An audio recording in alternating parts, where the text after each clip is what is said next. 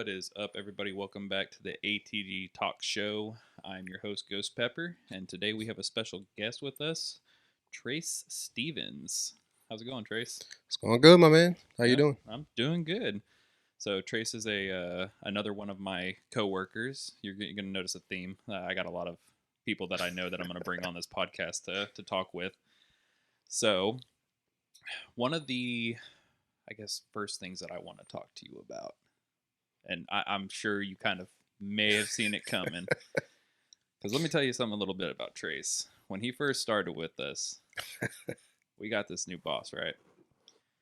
He bet us $500 that if any of us could make him mad, $500 to whoever can do it. You, sir, do not seem to have any sort of nerve that we can hit, and trust me, we have tried. I know y'all have. Have we gotten close? Let's start with that. Have we gotten close? Not by close. a long shot. Not even close. So, I guess my question is, how have we not gotten on your nerves yet? So it's a mix of. Okay, so mainly, if I know that you're actually trying, then I'm not going to let you get that nerve on me, right? Okay. Now, the flip side to it is, like, at least now at this point in my life, right? Mm-hmm. About to hit 30. Anything that could be, like, so offensive, I genuinely find funny now. Okay. So it's kind of like if you're really going to get a nerve on me, like, it would have to be if I'm having, like, a really, like, a genuinely rough, like, bad personal kind of day. Yeah.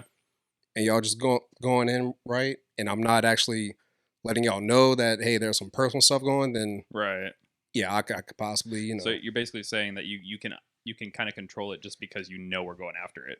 Yeah, exactly. So it's like, yeah, whatever. I'm not gonna give them this. Yeah, I'm not gonna give y'all the time of day because I know y'all are genuinely trying to go for it, and it's like. But also, I guess, kind of in the back of your mind, you're also thinking they don't really mean, like. Well, yeah, we're not attacking you personally, like, not in the sense of we're trying to rip down to what makes you and tear it apart. Like, we're having fun trying to get on your nerves. And that's another point to it as well. Is I know it's all fun and games, right? Right. Especially if you're going to work in a refinery, shit talking is like ethics. You know, you're not gonna find many people in a refinery setting, in like a blue collar. I would say mostly blue collar job setting, that you can genuinely like make mad just off of like horsing around. Yeah. Like most people have such a thick skin working in that industry because you kind of have to. No, and you do. It weeds out those people that don't have the thick skin. Yeah. And they go, play Legos and blocks and stuff like that. Essentially they do their lesbian dance theory and stuff, and they go from there.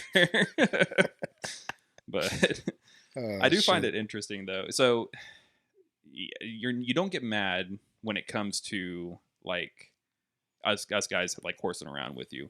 Do you ever get mad?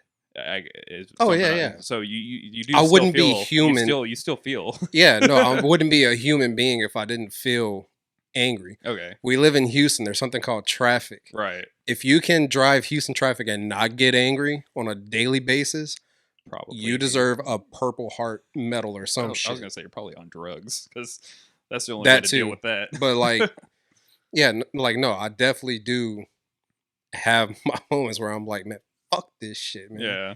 But when it comes to work, I know it's all just bullshitting and fun and games. So it's like, I know it's not serious, so I'm not going to take it serious. So one of the things that I'm curious about, because you are so good at like just, kind of go with the flow. Like you're really like a chill, like laid back kind of guy, Mm-hmm. at least since I've gotten to know you. Mm-hmm.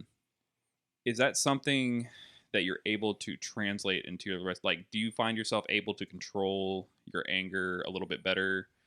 Like with the stuff that actually really does make you angry, like do you find that being able to control it in that instance also helps it translate into that? Or I do. It's kind of, I was gonna say I was better at controlling it when I was younger, but it's kind of the same. It depends on what's actually going on, right? Okay. So what, like I could tell you right off the back, if it's anything with like family, like attack at a family or close friends that I consider family or whatever the case may be, like that's just an automatic like no tolerance. I'll Right. come for your throat, Right. you know, no hesitation. Right. But if it's,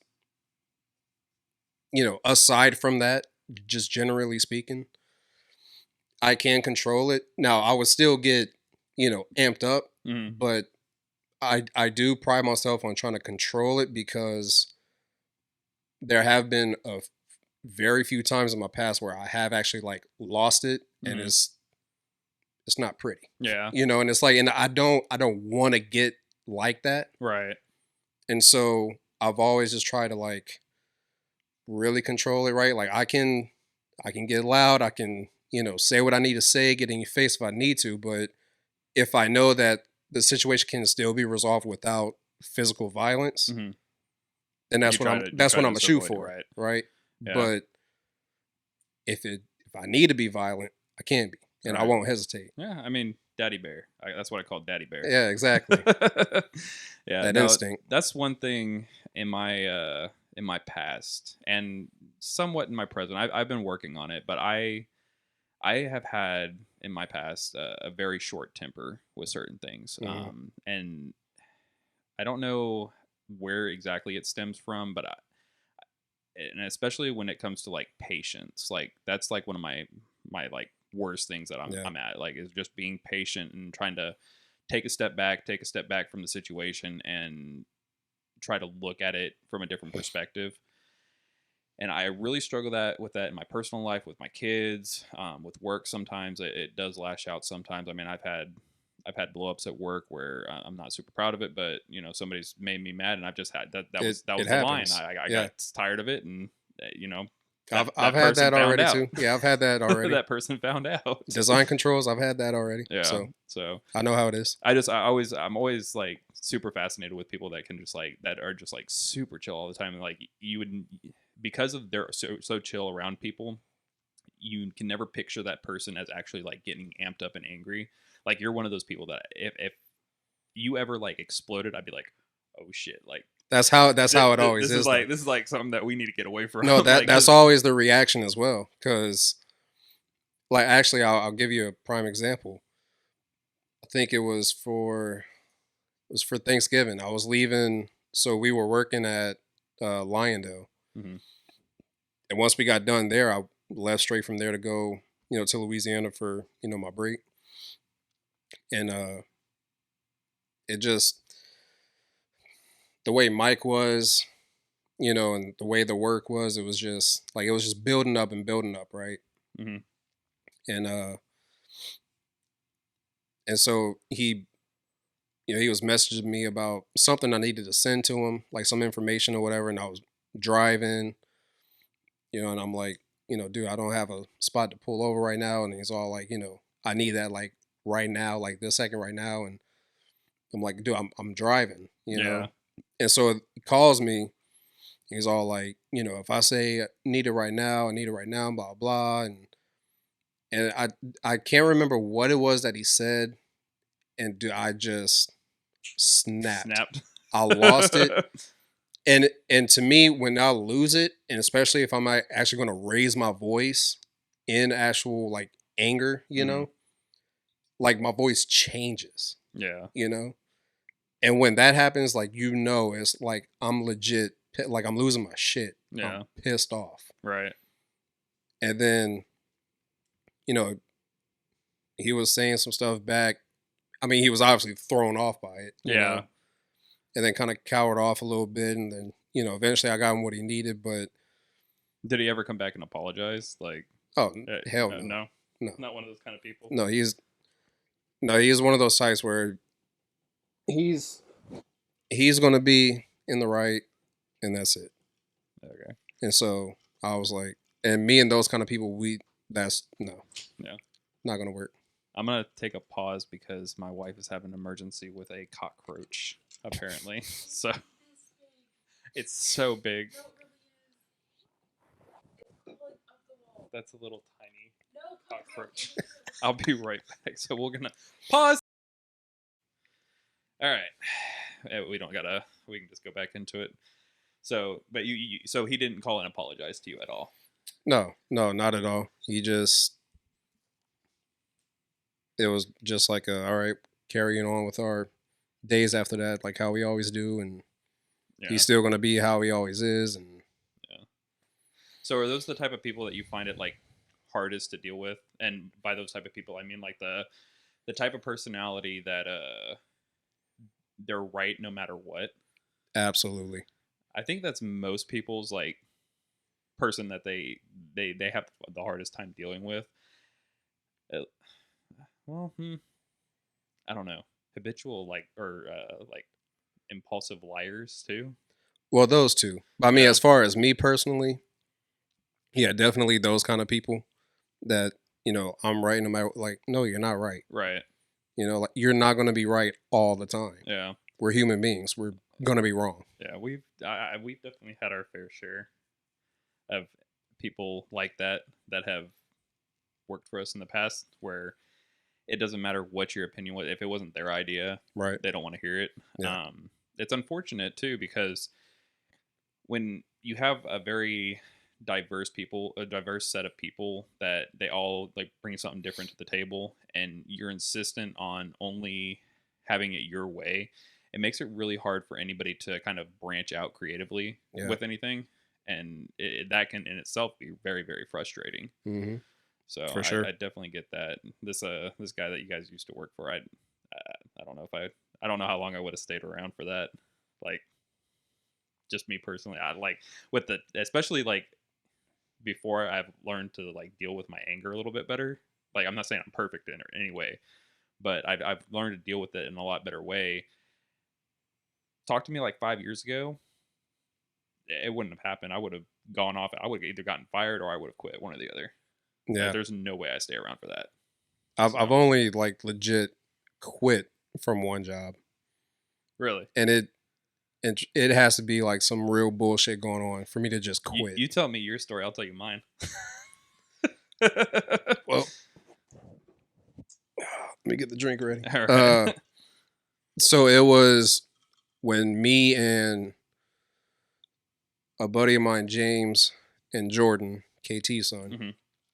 we moved into a townhouse in Beaumont, and we were going there to get into the refineries and stuff like that. Mm-hmm. But of course, we were just young, stupid, trying to jump the gun. Right. All we were told was we would have the possibility of getting in. Mm-hmm. And so we were just like, we're moving to Beaumont. Let's go. So let me guess, early 20s. Like, yeah, I was right out of high school, teens. I was I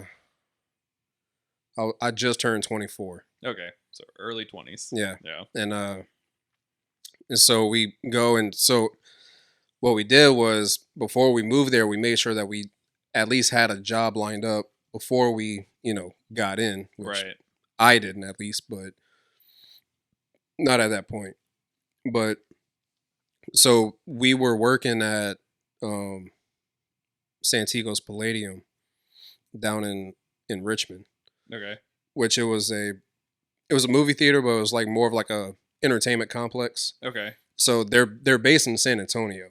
Okay. And so the owner, Mr. Santikos, he came to Houston like 10 years ago or a little bit longer than that to do like some cancer treatments. And he fell in love with it was that lot down there in Richmond, then also Silverado and Tomball. Okay. He fell in love with those spots, and so he put locations up there. The one in Tomball, that one was up first. I think it was there for like 5 years before the one in Richmond opened up. Okay. And but the one down in Richmond, it was like literally down the street from where I was staying, and probably like 10 minutes from where Jordan and KT where they were staying at. And so me and Jordan, we were working there, and one of the managers, his mom was like the GM of the arcade at the mall in Beaumont. And so when we were telling him that we were, putting our notice in and moving out there, he was like, "Hey, I can talk to my mom, see about getting y'all like a manager job at the arcade." And we were like, Heck "Dude, yeah. that'd be dope. Like get us something squared It's like up." every young man's dream Yeah, is to be a manager of an arcade. yeah. Well, Not that rude, great. rude awakening coming. But so we go there, get the jobs, cool. We so she had her moments of being petty, Mhm. and things of that nature, but it was really they called her the AGM, but she was more of like just like a senior tech, really. Okay. But she was like I would never like legit like sincerely call a woman a cunt, but I would call that bitch a cunt. And but the main thing was both of them, they played favoritism like heavy, Really? right? And they had it out for me Mm. because, which you already know, like you've seen already how I am. Certain things I can pick up like this, certain other things it takes me a little bit to fully, grasp the concept of it. Right. And I could ask the same question like 50 times before it actually sticks and like registers, Right. And for some people they can't, They like don't they got to patience. teach They you. don't have the patience for Yeah, it, right? exactly. Yeah. And so and all of a sudden they're just all like, they just develop this certain, you know, I guess view of how you are and how you operate Right. instead of actually just taking the proper time to like really just, like people have different learning rates. Yeah. And so, Well, different learning rates, different learning styles. yeah, exactly. Right. Right. And so, yeah, it just, like, and like I said, really with the AGM, like, dude, like, I can't even, like, really think of, like, examples to give, but it was just some, like, absurd type stuff. And, like, the biggest thing as far as, like, the favoritism aspect, Hmm. which is actually what actually made me quit. There was actually one day I actually thought for sure that I was fired, but I'll get into that after I tell this. Okay. So the what actually drove me to quit the job was me and Jordan, we were both closing one night, Hmm. and like during the week, like, dude, fucking ghost town, right? Nobody is in there. So we're closing up. Well, I forgot to check like the laser tag, the rack of like the laser guns Hmm.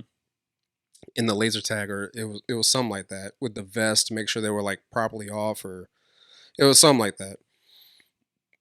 So that next day, I had came in and they called me to the office and they gave me a write up for not checking it, and like, oh, they came in to open, and like some with the vest was like on, or it was something like that.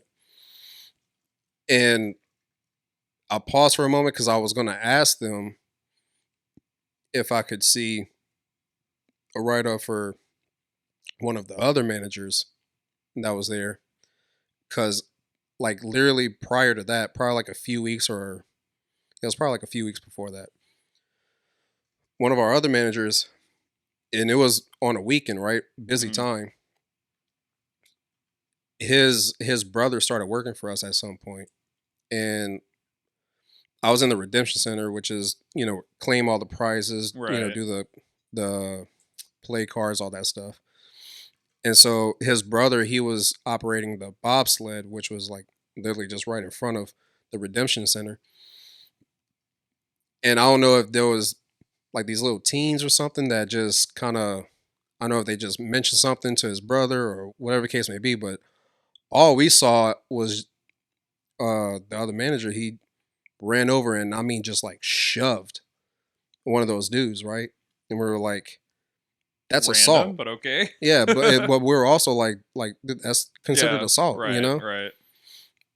And all they did with him was told him to just go into the break room and take 15 minutes to calm down. Mm. But But I the forget. racks, the laser tag Yeah, the racks, laser gun racks were that's like, that's the deal breaker. yeah, like that's, oh yeah, you got to get it right up. And so in that moment, I was like, I thought about asking them to for me to see it, right, just to like confirm that they didn't do shit to him Right. for that. But then like, you know what? Fuck this. I gladly signed it. I walked out and I walked up to Jordan. I was like, this is my last shift. I was like, fuck this shit. But again, it was just a build up from the time we Right. started up until then. Right. Now, the day that I thought I was actually fired, so I went in. It was a Sunday, and they had all the managers there at 12. So on Sundays we were only open from 12 to 7 because of the mall hours. Right. And all the managers, they went in at 12, and then I went in at 2. Well, I walk in, and they already trying to tell me to go actually work the bobsled. And I'm like, What's the bobsled? so like, those little rides, basically it's kind of like those little cars that you see in with the seats, and they just kind of just going around like Okay. that. Yeah. Okay.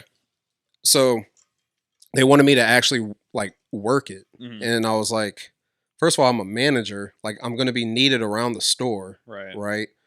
On top of that, we have a few employees here that are really good at running the bobsled. Mm-hmm. Right. Now, but what they told me was whenever I walked in, she was all like, oh, we're having problems with, this employee running it, blah, blah. We're going to need you to take it. So at first I went over, right? But I was kind of like, I was already It pissed sounds off. super complicated. Just gonna throw that out. Dude, it's retarded.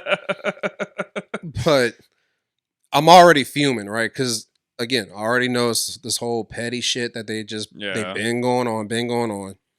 So I walked up and I even told the employee when I walked up, I was like, hey, I'm relieving you. I'm taking over for this. Right. And they were just kind of like, I told him how, yeah, supposedly there's issues or something like that. And he was like, issues? He was like, dude, I haven't hardly had anyone so far. So I'm in there, and then a few of the employees are, coming up to me, like, oh, there was no issues, blah, blah, oh, I can do this. And so at some point I looked at one of the employees and I was like, you want to take over bobsled? And they were like, yeah, I'll take over. I was like, good, come take over it. Mm. So they took over, and then I walked over to the Redemption Center to help out with something. And then the AGM, she walked up and she was all like, why are you not in the bobsled? And I was like, because I'm not running bobsled. And she's all like, why? And I'm like, you have how many employees here that can easily operate it, right? But y'all want to stick me in there. And before I could even finish, she's all like, oh, come on, let's go see the GM in the kitchen. I was like, let's fucking go. So we go in there, and then she's all like, oh, you say he's not going to work the bobsled, blah, blah. So then she's asking me why. So I told her the same thing. And at some point, they mentioned something, and I stood right there, and I was like, this shit is fucking stupid, Yeah. And then at that point, she was all like, okay, you can go ahead, clock out and go home. And I just stormed out that bitch. Bye. Yeah. But then supposedly, but who are they gonna get to run the bobsled when you left? ooh, magic, right? It's magic, But no, so yeah, but she told me to go in that next morning to talk to her and blah blah, and I was like, look, I need the job, Yeah. So it was like, but then it tied into the whole petty stuff, and I was like, Right. that was just the last straw for me. I was That's like, dude, like- fuck this. That's like always one of my fears, and luckily, like over the last several years, I've had good managers where it's not like they get super petty about that, but I've had managers like that. Like you were describing this lady, and it made me think exactly of the lady that I cursed out so bad, made her cry, that I thought I was gonna get fired. So I was working at Taco Cabana.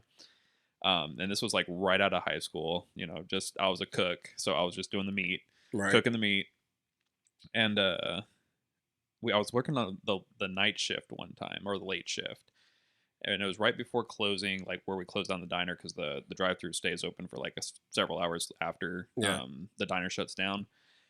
And so it was really slow. They didn't need me cooking any meat. I already cooked all the meat and had it all stored and ready to go for the night. And she told me to go out and sweep the parking lot, and I was like, okay, yeah, whatever, I'll go sweep parking lot. And she's just one of those people that, again, like you're just, like you were describing, she's just like super petty about everything. Like she would go through behind you, and if there was like one little piece of trash, she'd be like, oh, you didn't do this. I was like, no, I did go out there. Like maybe it because there was like, it was a huge parking lot where there was a Kroger right next to it, and an Incredible Pizza, which is like a Chuck E. Cheese Yeah. basically. So there's like areas of like trash can fly in and stuff like that. But she came out behind me, and I was just about to clock out, and she's like, no, it was about an hour away from clocking out.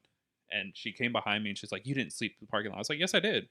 She's like, no, I just saw a piece of trash. I was like, look, either I can go home now, I said, or I'm going to sit my ass on the patio outside, and I'm just going to sit there for the rest of my shift. So like, you decide. And she got all pissy with me. Dude, she started going at me, and I barked back. Like I Mm-hmm. barked back. And I'm not proud of it, but it's funny now. But I cursed her out so bad that she went back inside crying about the things that I said about her. The next day, I went for, I went in for like the noon shift, and the GM was there, and I was like, okay, I'm like for sure getting fired. Yeah. I'm just gonna go in and say, I quit. I was working 2 jobs at the time, so I was like, I really don't need this. And so I walked into the GM's office, and I was like, hey, yeah, I'm just gonna put in my resignation. He goes, why? I was like, well, because you like, you didn't hear about like last night and me cursing and like making whatever her name is cry. She's like, yeah, I heard about it. Like, I'm not getting fired over it. He's like, no. I was like, all right. Like, I'm still probably gonna put in my 2 weeks. Like, I'm done. Like, I can't deal with her anymore. And he's like, oh, okay, that's fine. Blah blah blah. But he's like, we know how she is. He's like, I understand that you snapped. I was like, Yeah. It's like cool. All right. once you get checked out and you get to that point, it's like, Yeah, I was just done. dude, it's But just when I'm done, I'm done. yeah, You know? yeah. But I've had several situations where I've gone off on managers like that. But like I said, I feel like I've learned to control myself better, and now that when I get mad, I'm able to express myself in a different way. Just like explaining how I feel and why I feel that way. And if it's one of those people that they absolutely will not listen, then I just Mm-hmm. walk away now. Like I just walk away. Yeah. But It's that's typically what I try to do as well. Is to be honest though, I'll actually just shut myself down. Right. Like you could still once I know that there's just no point of like reaching a level plane or any kind of understanding, and that person's just gonna just keep being them, being in their way and stuff like that. It's like either I'll walk away, or if I'm still right there, I'm just shut myself down, yeah, just carry on with what I'm doing. But I'm not gonna say shit to you anymore because what's the point? yeah. You know? Yeah, no, I mean, there's no point in trying to deal with somebody that just refuses to have any sort of criticism or any sort of um, empathy toward their subordinates. If Yeah. that makes sense. No. Yeah, Yeah. For yeah, sure. Is yeah. Those people there, that man, they're such a pain to deal with. yeah, They're such a pain. yeah. What But what is the craziest person that you've ever had to deal with? And when I say crazy, I mean not out of like the norm. Like, what is the most what is the word I'm looking for? Like, different type of person that you've had to deal with in your life. I'm really gonna have to think about this. Okay, let me tell you mine, Yeah. because Go ahead. and it's not that it was like this person wasn't great. They had Alzheimer's, right? Yeah. Now, I've started in my life finding it very interesting to see how people's brains work in a way, like Mm-hmm. how different people are wired. And Alzheimer's is one of those things that is completely beyond anybody's control. And when you actually sit and talk to these people, it can be really eye opening for you. in a really really like uh, is it humiliate or humbling way, yeah, Yeah. right. So when I had to be about 18 or 19 years old. um I lived up in Willis, which is like north Houston, Yeah. and we lived in a let's say like kind of country-ish setting. And there was always this guy that would walk by our house down the street, and he'd just be sitting there smoking a cigarette, right? Just smoking a cigarette. And he'd walk down the street. And one day I decided to go out, and I was like, oh, I'm gonna go talk to this guy. And I was out there smoking a cigarette too. And he came by, and I started talking to him, and he's like, oh, I'm going to see my wife. I was like, okay, well, where does she live? And he's like, oh, she's actually going. I don't know, she went to work, and she's at Walmart. I was like, so you're gonna walk to Walmart? And mind you, Walmart's like, I think the nearest Walmart's probably like, I don't know, 15 miles away. So like, you're gonna walk? Damn. You're gonna walk to Walmart? He's like, yeah, I'm gonna go see my wife. I was like, okay. I was like, you mind if I walk with you for a little bit? Because like that right off the bat, it was like red flag for me. I was like, this doesn't sound right. Like, and Yeah. he was an older guy too. So and he was like, he was walking, but he was kind of like that old man walk Yeah. where it's Yeah. like you're not making it 15 miles away.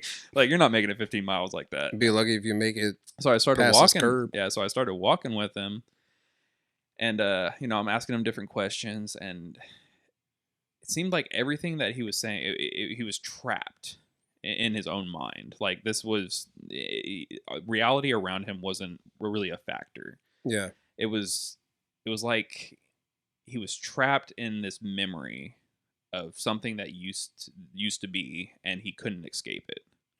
And so I sat there and I walked with him for a little while, and finally I just called the police because I was like, this guy, he doesn't seem like he's in his right mind. Like there's no Yeah. way that he's walking 15 miles to go to Walmart. He was saying stuff about his daughter that isn't there anymore and all this other stuff. And so I called the police while I was walking with him, and I was like, hey, I think this guy might have dementia or something like that. And they're like, okay, yeah, we'll send a unit out. And as the unit was getting there, his wife or his it was his daughter. His daughter drove by. She worked at Walmart, but she was coming back. She was like, "Oh, thank you so much for walking with him." And he has Alzheimer's, and he gets out of the house sometimes. Like they usually keep him like trapped in the house. They have a Yeah. lock on there and everything, but he knows how to get out of it every once in a while when he has these lucid moments. He's able to get out, and then once he gets out and starts walking, then he forgets where he is. Because I was trying to ask him too. I was like, where do you live and all this, and he couldn't tell me where he lives. I was like, and we were like in a dead end road, so like you came from somewhere, like Yeah. you didn't just like pop down like Thor, like out Like of a nowhere. good neighbor, State Farm is there. So, but all that to say that I started every time this guy would get out, I'd see him walking, and I'd go back out. I'd go to this end of the road, and I'd give him a cigarette, and we'd walk together for a little bit. And I got his daughter's phone number, and I was like, hey, your dad's out, you come get him. So I'd walk with him for a little bit until she came and picked him up. And with somebody like that has that level of mental illness that is deteriorating, you don't expect them at that point to really remember anything about the conversations you have. I mean, Yeah. we would have the same conversations over and over again. You don't expect them to remember who you are at that point because they forget their own family. Hmm. Like there's a lot of instances where even like sons and daughters, they'll forget who they are because it doesn't, once that memory sets in, that's all they can think of you as. So if they're thinking of you as a 10-year-old kid and they're seeing you as a 40-year-old man, they don't put two and two together that's the same person. They see him as two separate people. Yeah. So it really surprised me when he would start walking, and then he would stop at the end of my driveway, and he would sit there and he would wait because we had a gate with dogs, and he wouldn't come near the dogs, but he would sit there and wait until I came out to walk with him.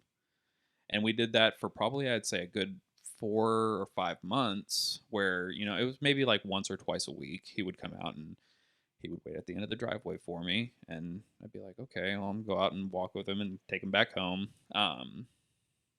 So it at some point, I don't know when he became, I guess, lucid enough to actually recognize that, I'm going to stop here. I'm going to talk to this, you know, that point, a kid. Yeah. And, it was just, it's one of those humbling moments where you never know if you're going to actually end up in that sort of situation. And it's really scary to think about ever ending up in that kind of situation. And I would just hope that people would have the decency and kindness to also do that for me at one time. Yeah. So that's the when I say crazy, that's the craziest person that I've ever had to actually deal with. And that's when I say crazy, it's just abnormal, Yeah. right? So I think there's probably someone even crazier that I did deal with. I just can't recall it at this point. But the first person that I'm thinking of, just because of the irony in it, is I was still working at Palladium. Mm-hmm. So I worked there a total like 5 years. And so at some point I was a lead, which was basically like a assistant manager. And I was in the guest services uh, section where you can get tickets or any issues you had, we just take care of it. And at some point, every Sunday morning, they would have one side of the theaters closed off for these people that would do their church service. Okay. And they would use one of the smaller theaters, like as, like a big old, playpen for the kids or whatever. And while the grown-ups, and the older kids would go into our bigger theaters to have their church service and stuff like that. Okay. So, and they would be doing that before we actually like open our doors for the customers. And so, employees, they're still trying to set up and open up in their areas and stuff like that. Well, this one morning I was in guest services, getting everything set up, and had this older lady. She came up and she was asking me about God's Not Dead 2. And I think it was like a 1 o'clock showing that she was asking me about. She was saying that she wanted to take her grandson to it, to, get the meaning of the movie and stuff like that. And so I looked it up and I pulled it up, and then I saw that it said, Spanish subtitles. So I told her, I was like, ma'am, just so you know, the 1 o'clock showing, they're going to have Spanish subtitles. For whatever reason, like that was just like it just set her off. That's She was okay. like, do I look Spanish to you? Like, oh, my grandson, he's going to be focused on the subtitles. He's not going to be focused on the movie and getting the meaning of it. And like, I mean, just went on a tangent. I'm like, she was the first Karen. No, yeah, she was my first Karen. And so like it got to a point to where one of like our tech guys, right? I guess you could have considered him a manager, but he was more of a tech person. Mm-hmm. But he was like walking up, and then she like pointed at him. She was all like, "Are you a manager?" And he just kind of looked at her. He's all like, "What's going on?" And she was all like, can you find out this about this time, showing of this movie for me, please? And then she points at me. She was all like, "Yeah, I don't think he knows what he's doing." I looked at her dead in her eyes. I was like, "Ma'am, I know exactly not what the fuck I'm doing, but like, I know exactly what I'm doing. yeah, I know exactly what I'm doing. Like you asked me. I can read. It says 1 o'clock Spanish subtitles, bitch. I'm just letting you know." And so, it got to where she was like asking to see like the projectionist when he was like, ingesting the movies and stuff like that. So he came down and was telling her like, like, ma'am, the movie is like in English. It's just gonna have Spanish subtitles at the bottom. Like that's just how they like the makers of the movie, the distributors. That's how they sent this file to us. Right. There's nothing I can do about it. Like literally, that's the way it is. I plug it in, let it download our system. It has Spanish subtitles. And like she was getting like other managers and blah blah. It's like if you really have a problem with it, don't look at the lower third. No, yeah, exactly. You'll be all yeah, right. Exactly. So eventually she like walks off or whatever. And this was one of the church people. So okay, I'm gonna take a pause because I gotta restart the camera. But I got a story to tell you about a Karen moment I had. I'm excited.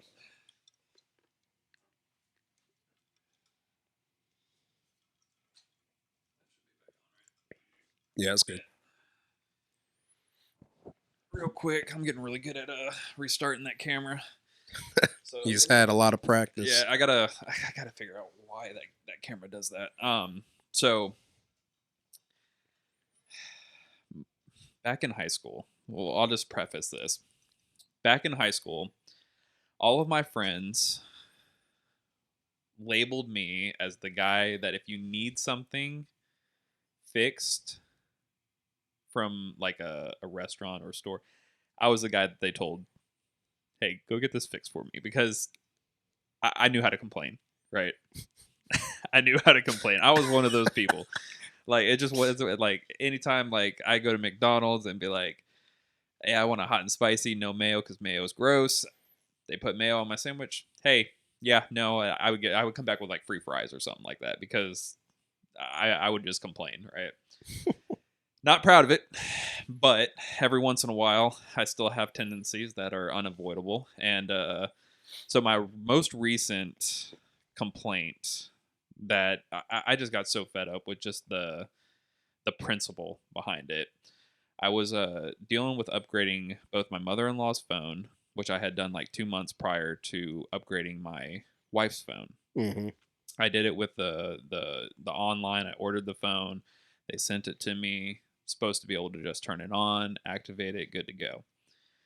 So I did my mother-in-law's.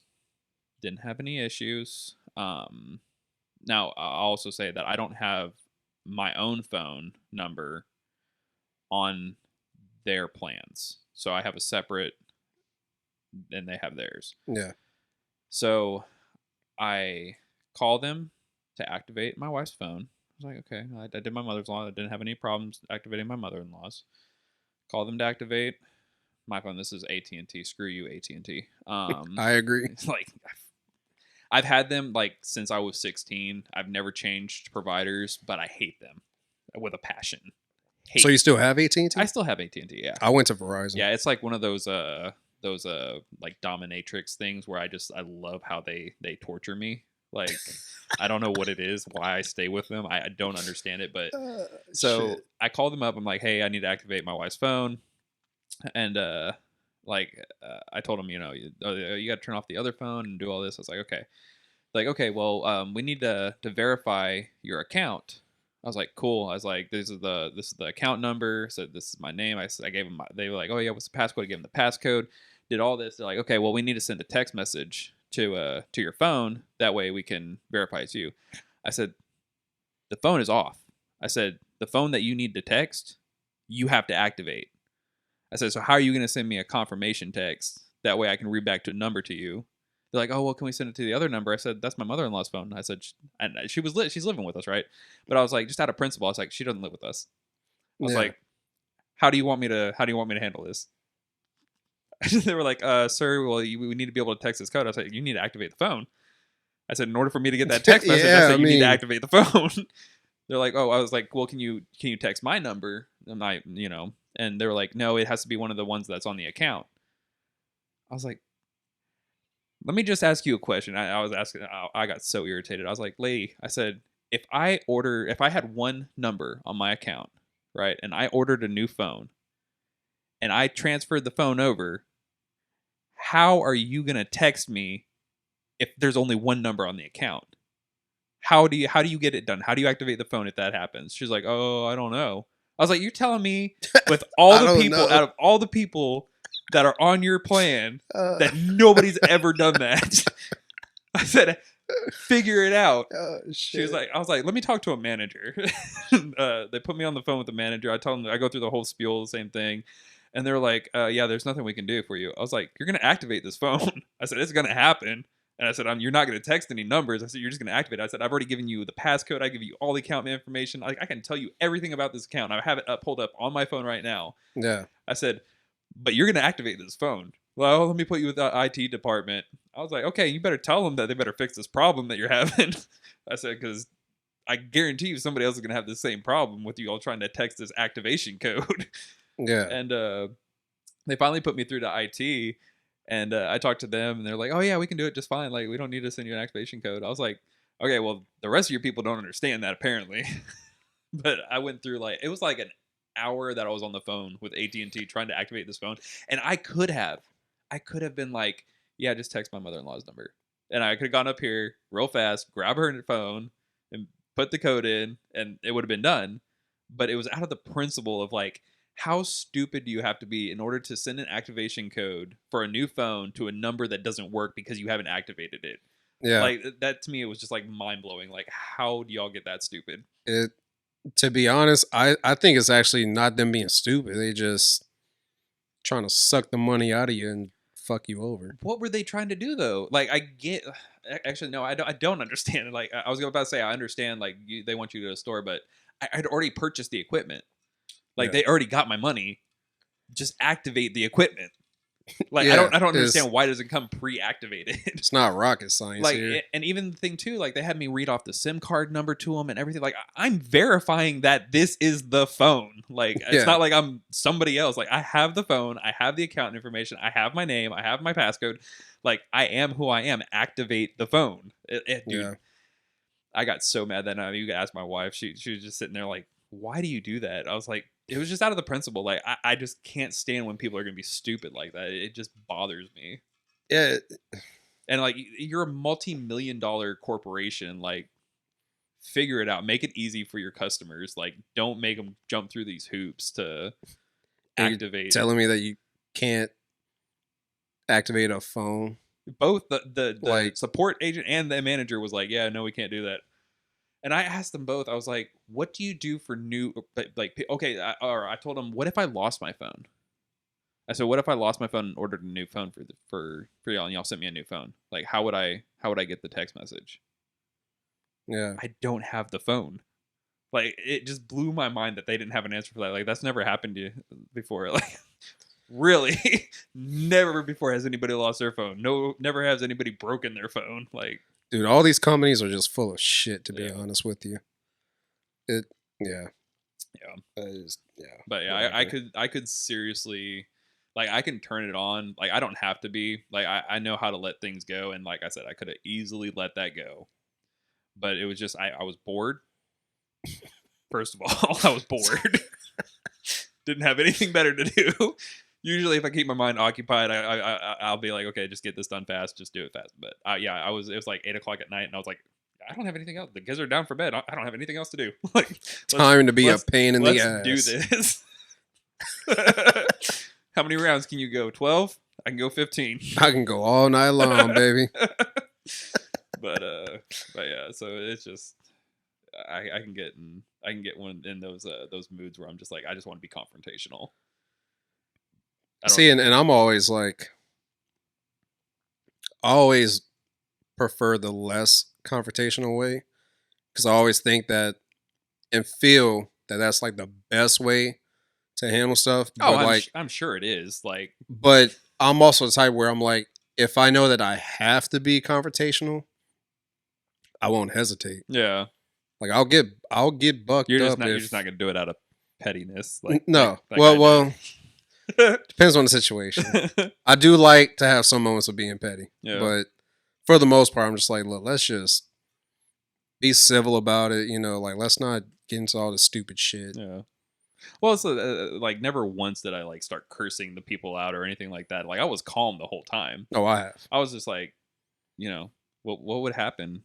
Like, what would you do if I broke my phone? Yeah. See, I feel like if you were to actually kind of change the tone up a little bit, you might would have got a different answer out of them. Like, if I had started getting a little angry or something like Yeah, that, or 'cause nah. I've seen. Like I said, I was doing it for fun. Like, I'm not Well, gonna yeah. get mad because I'm having fun with them. Well, dude, I've seen my mom Yeah. like my mom is one of like literally like the sweetest, kindest women you could ever meet, right? Uh-huh. But it's true what they say: the older you get, the less you care, and the more feisty you get. Really? And that's actually both my parents. Like when they were younger, super chill, you know. I mean, they still are, but it's like, dude, they're So just things to come for you. just quick to snap. Oh, I can't wait. Honestly, I can't wait to see how I am as a old man. But yeah, I've seen my mom like talk to like car companies, right? Like if something wrong with her car, and you know they're saying one thing, but nothing happened, and you know, my mom's just like, like letting them have it, and then all of a Yeah. sudden it's all like, oh, okay, we're gonna take care of this for you, man. Thank you. Yeah. There's like maybe 2 or 3 types of jobs and people that I don't have any time for, and one of them is wireless phone networks. Don't have anything, like, I hate talking to them. People that work at hardware stores are another one that, like, I refuse to, if I don't have to talk to you, I won't, because most of the time, and there was like a meme that was going around, or a video that's like, this dude walks into Home Depot, right? Or it was Lowe's. It might have been Lowe's. He walks in, and the guy goes, "Oh, how can I help you?" And he goes, "I know more than you. Stop." And he just walks away from him. And that's how I feel sometimes, because I'll ask these people questions, and they'll be like, I'm like, really? You work here? I Like, know more than you. Stop. I know more than you. Just don't. Damn, savage. But I don't remember where I was going with that. But yeah, there's like several types of people that I don't have time for. And if you catch me in a bad mood, I'm just like, I'm not gonna deal with you at all. And those are the two, like, phone companies and people that work at hardware stores that don't know what the hell they're talking about. And I refuse to go to Lowe's because of that. Lowe's is like one of the worst. I don't know if you've ever like tried to discern the difference between like Lowe's and Home Depot. I have before, but actually. in my experience, and I know there's some people that are like, oh, Lowe's is better. Screw you. No, it's not. And let me tell you why. Lowe's, you can walk in there, and I'll give you another example of something that just happened to me recently. Is I was going to get a lawnmower battery for an electric lawnmower that I have. So I went to what I thought was Home Depot to get a Ryobi battery for this lawnmower, right? Didn't realize that it's a Ego lawnmower, which is a Lowe's brand. Yeah. Lawnmower, or it's like the Lowe's brand, like their exclusive brand. They're both green and black, so it was very confusing. I didn't pay attention to what the brand was. I just saw it's green and black. Oh, I'm gonna go get a Ryobi. I like Ryobi products. I'm gonna go get a Ryobi. So I walk into Home Depot, and this Ryobi actually salesperson like came up, and he was like, "Oh yeah," and I showed him a picture of it, and he's like, "Oh yeah, that's an Ego." He's like, "You got to go to Lowe's for that." I was like, damn. I was like, I was really hoping that, is this. He's like, well, if you want me to sell you on this lawnmower, he's like, I can sell you on this lawnmower. I was like, man, I really don't want to pay $600 for the lawnmower when I can go get the battery, because I just needed an extra battery so that I could finish the yard, like, because the one battery wasn't doing it. Like, I needed 2 batteries. Watch, the battery was like as much as a lawnmower. So I'm getting to that. So I went to So I was like, I just need an extra battery. Like, I don't want to spend $600 to get a. Oh well, if you ever want to come back and talk about, he's like, I can sell you on a lawnmower. I was like, all right. So I go to Lowe's, and I walk up to the dude in the lawnmower section, right? And I don't know. There's always like a difference in the look, if you know what I mean, between the people that work at Lowe's and the people that work at Home Depot. Home Depot looks like intelligent people, and Lowe's looks like special needs almost.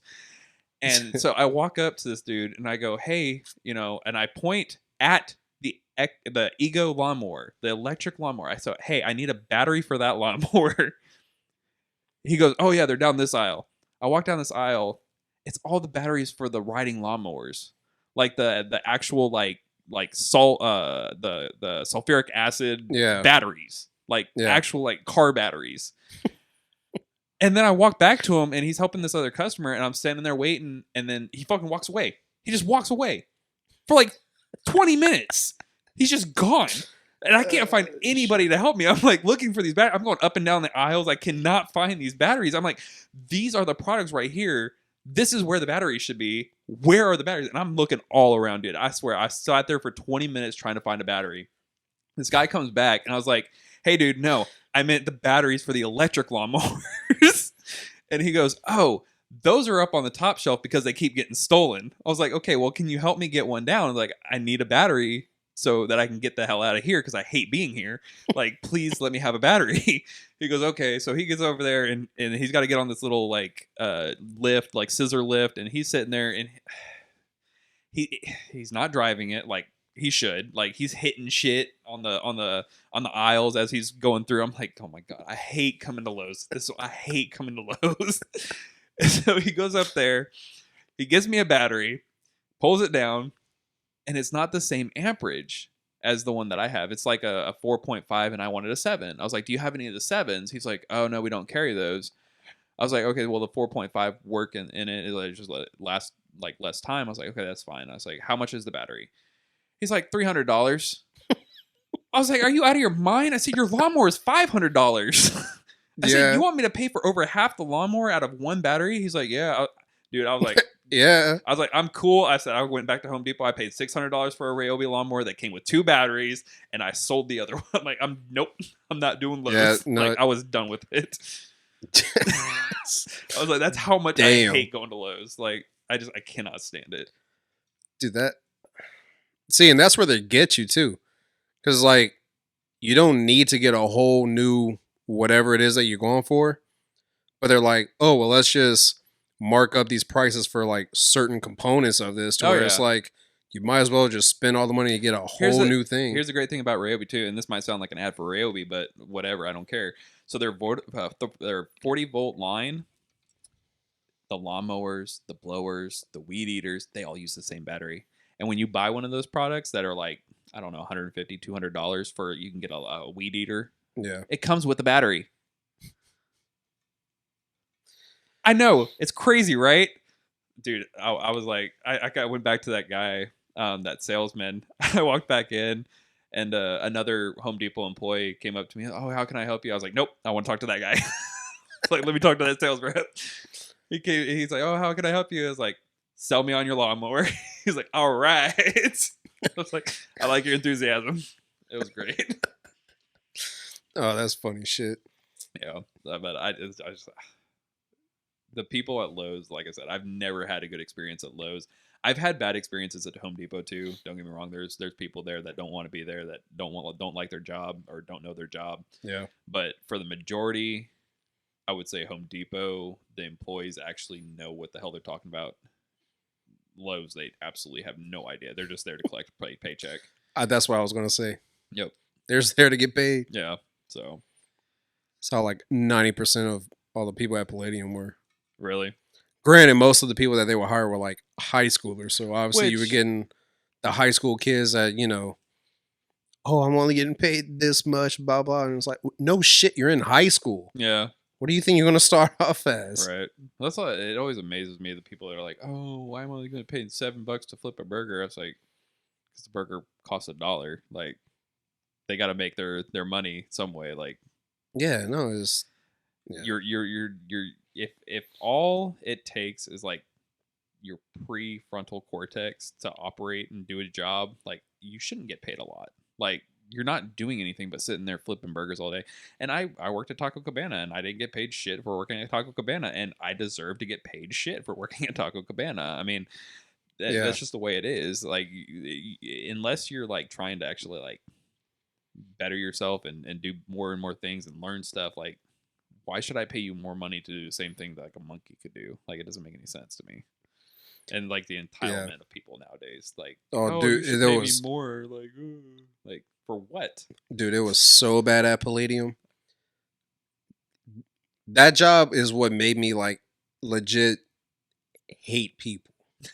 Because like, well, first of all, Santico's they're nonprofit, right? So literally, you could. So the way the building is set up, the one in Richmond, it's a big. It's still, well, when it was built, I don't know where it's at now, but whenever they did first build it, it was like one of the biggest theaters like in the country. Okay.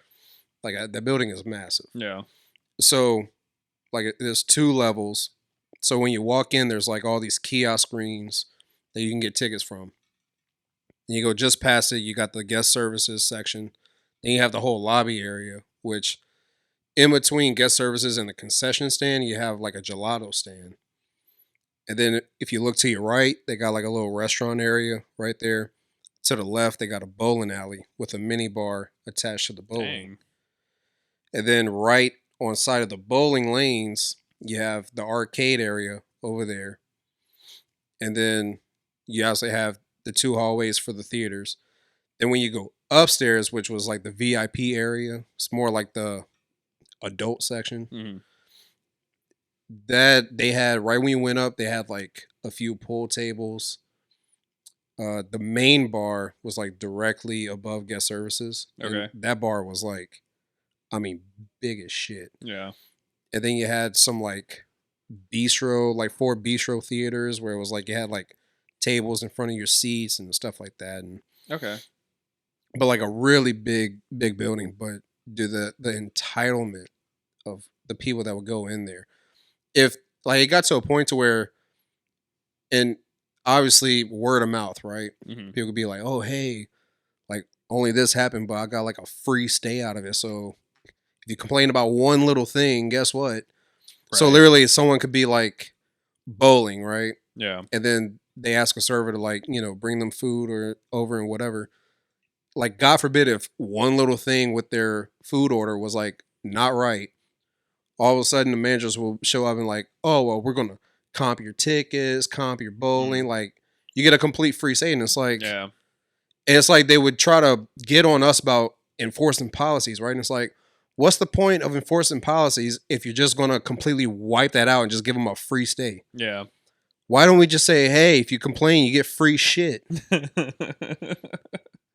Actually, there was one time where we had our system like crashed, right? Mm-hmm. Like there was Windows was doing like some kind of update or whatever, and our systems crashed. We couldn't do anything, nothing. 10 hours peak time. It was like from like, or no, not 10 hours. It was like from like 4 to like 10 that like a Saturday night. Okay. Everything was free because we couldn't do the systems were we couldn't do anything on the screens, nothing. Dang. Dude, we had people walking up to the concession stands with like paper bags and just like scooping candies and shit into it. And like we were actually trending on Twitter. Well, you would have to, like, you couldn't just be like, "Hey, our systems are down, so it's cash only at this point." For No, well, past, so like everybody that's already gotten stuff, right? That has like on tickets, like, okay, yeah, but you're cut off now. We can't do anything about that. But everybody else, it's either cash or hit the road. Like they couldn't be losing any more money, right? Like no, that doesn't make any sense to me. But again, they were nonprofit. So Okay, like yeah, for them it was all about keeping the customer happy. So it's like I literally That's had a crazy. kid come up to me. I was working the bowling, and a kid came up and he was all like, oh hey mister, how much is the bowling? I was like, it's free. And so he went back to his dad, and then he came back and he was all like, my dad said nothing's free. How much is the bowling? I was like, well, the bowling is normally this price. I'm like, but our system is crashed right now. It's actually It's free. free. Like, if y'all want to bowl, come bowl. What's your shoe sizes? So then they came back up, and the dad was all like, it's really free right now. Like, what's going? So I told him, I was like, dude, our system is crashed. Like, Windows did this update. We can't log into our systems. Like, if y'all want to bowl, go bowl. Yeah. And it was all like, oh shit. All right, yeah, crazy, hell dude. yeah. That is insane. But yeah, dude, so I would say out of all the places that I've worked, that one, well, I would tie that place with the arcade as far as like biggest headache and pain in the ass to deal with. Mm-hmm. But the flip side to it was that was a job where, dude, we had so much fun. Yeah. And it was also like just all the people that we were working with, Right. so supportive and like always like going out and do shit after work. And like, dude, we would have employee screenings where after we would close, like any of the new releases, it'd be like a Tuesday or Wednesday that week. We would have, like we would close the whole building up, close concession. And then all of a sudden, all the stuff that was damaged out, be like, hey, we're going up to the theater. Meet us. They were walking in there with all the candy, hot dogs, pizzas, just a whole bunch of stuff. Even stuff at restaurant too. They'd be like, hey, we got some of this. Y'all want? Like, hell yeah. Yeah. So it was a lot of fun times, but man, did we go through some bullshit in that building, dude. Yeah. But it was fun times. Real fun times. Yeah, I'm trying to think of the The most fun job that I've had. Whew, that's a hard one. Because I haven't really had a lot of fun jobs. I don't know why. Man, you know I you have guess a blast at I Exxon. well that I was gonna say that's actually probably honestly like the most fun job that I've ever had, and it's literally just because of the people that I work with. Mm-hmm. If I didn't work with the people that I did, I wouldn't call that fun at all. Like just straight up, like it's just super stressful and hard and but it's the people that work there that really make it tolerable and just fun Yeah. on a day-to-day basis. But I guess the only other like fun job that I worked at Splashtown, which is like a water park up here in North Houston. Oh, I've been there once. Yeah, so I worked there for one summer as a slide tech. I know it sounds super official. It sounds like you had to be like in high school still, or no, I was just was out of I high just out of school. high school? No, I was 16, so I was still in high school. But um, so a slide tech is where you sit at the top of the slide and say go. But it was literally cool because like during the breaks, like you just get to go down the slide and then you're Fuck it. like the person will come to relieve you and you're like, oh, you need to go down. You can either go down the slide or you can walk down the stairs. I'm like, no, I'm going down the slide. So I got to ride all the slides for free. Like that, it was cool. There we go. But aside from that, like, yeah, I haven't had like any like fun jobs where I was like, oh, I get to work at an arcade. Like I tried to work at a movie theater once, but they didn't ever call me back. I guess I was underqualified Dude, to press a movie button. theater. Tell you what, it'd be even worse now. You think If so? there's oh hell yeah. Dude, with all the well, you got to think if a theater's still gonna go by, the whole COVID stuff. Yeah, but I think most of this, at least in Texas, like most of that shit's like gone. Like Well, yeah, there's nobody falling. there's still people who are choosing Yeah, there's people that to are follow choosing for that sure. stupid stuff. I saw one person the other day. I was driving down like the Beltway or something like that, and dude all by himself wearing a mask. I was like, "You sir, you're the person that I never want to be around, like ever. Like I already know what kind of person you are just by looking at you. Like you're driving in the car by yourself with a mask on. Like I know that says everything I need to know about you. I don't want anything to do with you. Sheep. Yep, you're the exact type of person that I hate. And I use that word sparingly. Like I don't hate. Like it's not a good Christian thing to do. I don't hate, but I hate those people that are like, "Oh, you need to wear a mask all the time." Fuck you. It's more like you hate how brainwashed that they're like allowing Oh themselves no, to be. no, I hate them. Oh well, all Yeah, right. no, like Whatever floats your boat. it's just there's no way two ways around it. Like, like, Whatever like floats your I boat. can get on board. Like, if you can be an adult and realize that wearing a mask in your car by yourself makes no sense, and but you want to wear a mask in public. Like, I can get it behind that. Like, I can understand why you would be scared. Like, there's a lot of scary stuff in the news about COVID. Like, I get that. It doesn't make any sense to wear a mask in the car by yourself. You are just dumb. Yeah. Like straight up, I hate you. I'm sorry if that offends anybody, but like I cannot stand it when I see shit. people like that. I Or you'll hate have two you. people in the car and one of them's wearing a mask and one of them's not. Like the person that's not is sitting there thinking like you're an idiot, but they won't talk to each other because the germs might fly across the car. And it's just like, why are you riding with that person? Just stop. Just stop riding with that person. Just let me off of the beltway and I'll walk where I need to And go. obviously, if you have an autoimmune disease, like I'm not talking about you, you're the outlier, you're the special circumstance. But if you have an autoimmune disease and you're still wearing a mask in the car by yourself, I hate you. Glad we cleared that up. Tell me how you really feel. We sipped at the same time. You know what that means? Eskimo bros. You're gonna have to explain that one a little bit more. What is an Eskimo, bro? I don't know. It just sounds cool. Oh, That's why I said it. gotcha. There's a lot of stuff that I say that I don't know what it means. I just like how it sounds. So I could be saying something that's like Camera stopped again. really.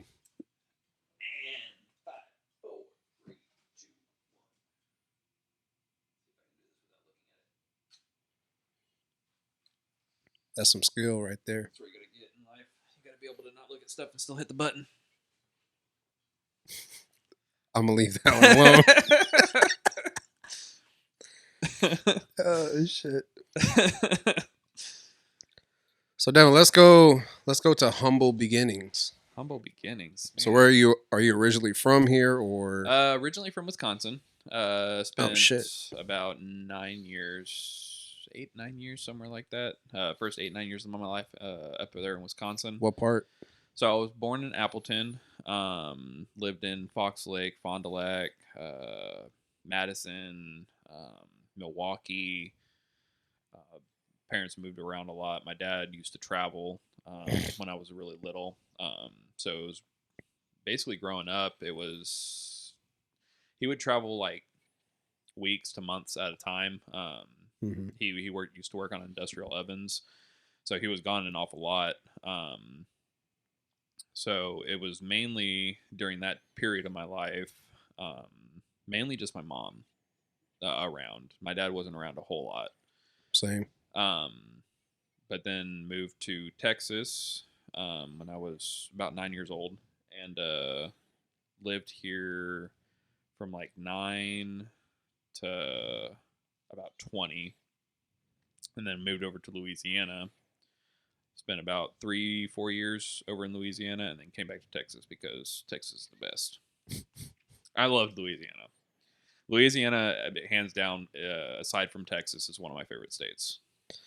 Yeah, a lot of people. There was a bartender that was working at Palladium at one point. It was close to when I was like actually done working there. Period. We were talking a little bit, and I was asking him where he was from. I don't know if he was actually from there, but I know he was saying that he came from Lafayette. He was like, dude, I want to go back. He was like, Louisiana's just a different beast, dude. It is. It's like because you're from Louisiana, right? Yeah. Most of your life spent in Louisiana. No, actually, most of my life spent here now. Okay, so but were you born in Louisiana? Yeah, I was born and raised. So we were in Louisiana until I was 12. We moved here right after Katrina, but it wasn't because of Katrina. Gotcha. Okay. So yeah, so Louisiana, it's like, dude, it's just like a completely different atmosphere. Like Texas is like what I would consider, and one of the things that like terrified me whenever I found out that I was moving to Texas from Wisconsin because Yankee, whatever. In my mind, when I was a little kid at 9 years old, my parents said, "Hey, we're gonna be moving to Texas." Devastated, right? All my friends are. Oh, I was too. All my friends are up in Wisconsin. Yep. I loved Wisconsin. Like I didn't want to move, but in my mind, I'm thinking, great, we got to ride horses everywhere. Like literally, like that was a legit thought in my head. I was like, we're gonna be like going into saloons and like everybody rides their horse and then cowboy hats. Like in my mind, that's what I was going to. Like was just this dirt roads, like no civilization, riding a horse everywhere. You were seeing into the future of Old Town Road. And then I got down to Willis, and it wasn't very different than what I pictured. And like I don't know if you've ever been to Willis, but it's very country. But obviously it was very different than what I expected. My expectation was that it was going to be like all these westerns. Like I'm going to move down to Texas, and it's just going to be like I'm going to become John Wayne. Wild Wild West, right? So Texas is like very stereotypical, like Southern, though I would say. Like it's obviously not like horses everywhere, but it's very Southern, like stereotypical Southern state. Yeah. Like you think of like rednecks and all that. Like you think Texas, Louisiana, even though it's like a Southern state, it's like it's his own thing. It's a very different culture over there. Yeah, it's its own thing. Yeah, it's got its own culture over there, which is super, super interesting. Like when I first moved over there, one thing that I didn't know anything about before moving there was Zydeco. Oh, dude, Zydeco. I can fuck with some Zydeco music. Hell yeah. I love it so much. It's so like, oh, it's just it's so different than anything else you hear. I Mm-hmm. love it, and like just the culture around like Mardi Gras and like every weekend in Lafayette, we were having like parties out at the main park out there. Like there was parties every weekend. Mm-hmm. Like like, most of them were like because it's Lafayette, they were kid friendly. But then you go to New Orleans and they have their whole like vibe over there. Yeah. It's like so different than anything you get over here in like the Houston area, like big metro cities. It feels like like even some of the towns are big over there in Lafayette or in Louisiana. It's got a lot more like community vibe over Yeah. there than it Yeah. does over here, and I love that about Louisiana. Yeah. It's always like really the best way that you could probably describe Louisiana to anybody, especially people who hasn't been there, is it's just the people they just want to have a good time. Oh You yeah, know, like yeah, it's food. Food is like, you know, it's how you come it's together over like there, it's like right? a cult almost. You Yeah, know, with food. But yeah, like that, like you said, Mardi Gras. You know, crawfish boils. You know, getting the family together, and it's just like you said, it's just the vibe, the culture, how the people are, with the sense of like community feels yeah, to it, and I mean, I have a lot of pride, you know, being from there, yeah, and I mean, obviously I love Texas. You yeah. know, I've been here most of my life now, but you know, anytime people ask me where I'm from, I always first thing I say is originally from Louisiana, Yeah, because a lot of people they're just going to say where they're actually from. You know, like where they right. stay at, I never know whatever. how to answer that question because people ask me all the time too, and I'll have some people that are like, "Oh, well, you spent most of your life in Texas. Just say you're from Texas." I was like, "But that's not where I'm from." No, yeah, Like, it's like like if I were to ask like somebody that came over and immigrated over here, like, "Where are you from?" But you've spent most of your life over here in the United States, you wouldn't be like, "I'm from the United States." You'd be like, "I'm from," insert yeah, country name. Like that's how you would say it. So when people ask me that question, I'm just like, okay, do I answer it like, oh, I'm from Texas, or do I say I'm from Wisconsin?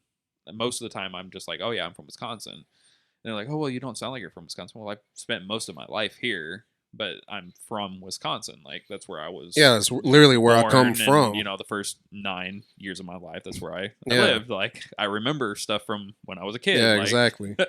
I remember what it was like up there. Like just cheese everywhere. Oh yeah, y'all the cheeseheads. That's right, cheeseheads. I But want to make my way up there sometime. it's cold. That's another reason why, That's because I about what love the cold. it, it's a different It's kind the of cold. one thing about the It's a South I different can kind of cold, genuinely dude. complain about. It's a different kind of cold. Don't say you like the cold until you've been in that kind of cold.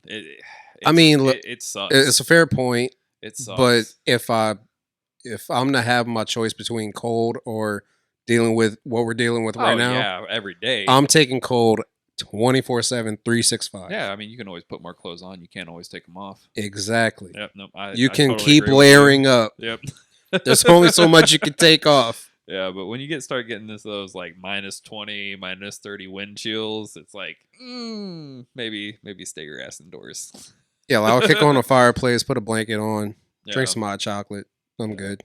I only remember like there's only like two major blizzards that I remember where it was like we couldn't go outside, we couldn't go anywhere. Living up in Wisconsin, like I don't remember a ton of like really bad snowstorms, but I do remember two at least. Um, but yeah, it's very very different when, especially like, and only recently have I gotten to experience like driving in snow. So a couple years ago, I went up to Colorado, and our first day there, it was like late November. Our first day there, we got 11 inches of snow, and we were up like Damn. 11,000 feet in the mountains. Like it snowed. Like 11 inches is a lot of snow for one snowfall. So driving in that for the I'd driven in snow a couple other times, like little bits here in Texas, when we get little bit of snow that we get. And then one other time that I went to Colorado with some friends. So I hadn't had a lot of experience driving in snow, but like I know the like theories behind it and everything like that. But it sucks. Driving in snow sucks. Well, see, that's like when people talk about, oh, Texas gets like an inch of snow or like Yeah. less than an inch of snow, we shut everything down. It's like we can't drive. Period. Yeah, no, So you add snow, yeah. dude. Literally, whenever it snowed, what was it like last year or whatever? Yeah, not this last Like winter, beginning the of last. winter before that. Yeah, So yeah, 2021 yeah, winter, or it was like February 2021 where yeah. we got the Dude, whenever the major snowstorm. Yeah. dude, literally. So yeah, when it snowed, then literally, I was in. I had like, I was literally just going to go like the night that it snowed overnight. That next day, I was like, all right, let me go.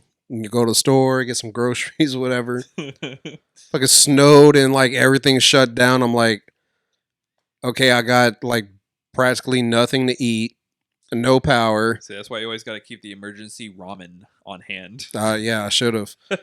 But so literally, the only way that I was able to charge my phone was to just drive my car around. But like, literally, you tap the gas pedal and then just let it go, right? Because right. fucking we're like sliding all over. Yeah. But I came up to one of the lights that obviously isn't working. So common sense treated like a stop sign. Right. Of course, no. We're in Houston. There's going to be someone who's all like, "Nope, that's a green light. I'm going." That's Dude, a no they light. had That's my light. That's yeah, light. exactly. So they had a car that was coming like on my right side, but was like turning left, and then this car on the side of me in that left lane was like they were going. Yeah. And so, but that car it was like peeling out. It couldn't stop. Like, well, no, it couldn't go at first. It was like peeling out, trying to go, and then literally that car that was coming, like almost just like clipped the front end of that car. So then all of a sudden they hit the brake and they're sliding, and all of a sudden they slide into like the other side oncoming traffic. Yeah. But because all those cars are going like 5 miles an hour as well, that car had time to kind of like. I think they just slid into like that little parking lot right there. But I was like, I meant to do that. This is yeah, yeah, exactly. Cue the music. But I was like, I was sitting right there, and I'm like that. I was like, that's if you want to describe Houston to people, that's it. Yep.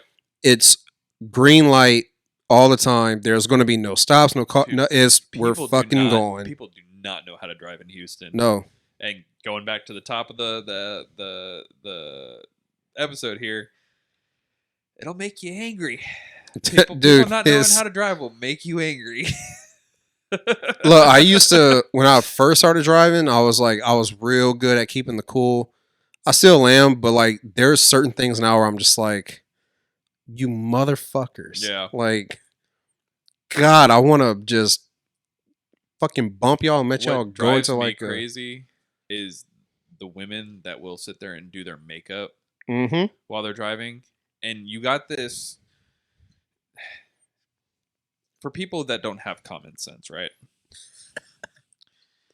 You have a sharp pointy stick that you're sitting there trying to do your eyelashes with. You slam on the brakes, that sharp pointy stick is going right through your eyeball and going into your brain, and the world would be better off. I mean, if you're dumb enough to wake up 15 minutes earlier, do your makeup at the house, then go and drive and do the thing where you're driving a tank. You're driving a 3,000-pound bullet down a highway at 70 miles an hour, and you think that's a good time to do your makeup. It drives me insane. Talk about triggers. There's one of them. Like, just don't do it. And you see these commercials that have come on, like text later, drive now, and it has like smash car, and then there's the lady like all crunched up and like falling apart with her freaking eyelash thing through her eyeball. Like, yep, you're the person that they made a commercial about. She's like, it drives me crazy. But you don't get mad, so it's all good. For the most part. But like I said, I have my moments. Yeah. And driving to Houston definitely brings them out. Yeah. So, well, we've been going for about an hour. What do you think? You want to wrap it up or you want to go for a little bit longer? Damn, already? Yeah. It's up to you. having fun. Yeah. What Anything else you want to bring up or interested to know? what about your beginnings?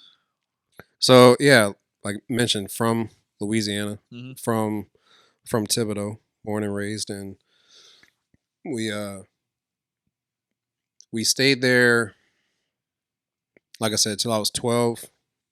So the year Katrina hit, but it wasn't because of Katrina. So at first I thought that we moved because of my dad's job that he had got, which it was partly the reason, but the main reason, actually, like I found out years after, was because I had a I had a cousin that I was like super close with. Mm-hmm.